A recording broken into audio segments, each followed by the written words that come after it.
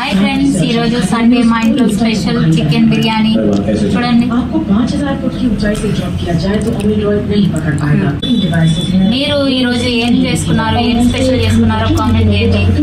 మా ఆప్షన్ చూడండి ఒకసారి.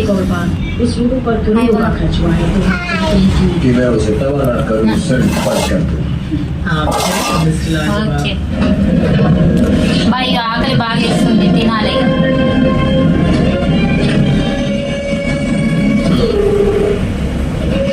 ఈ రోజుకైతే మా ఇంట్లో స్పెషల్ చికెన్ బిర్యానీ. ఎన్ని రోజుల నుంచి అసలు తినాలనిపించింది.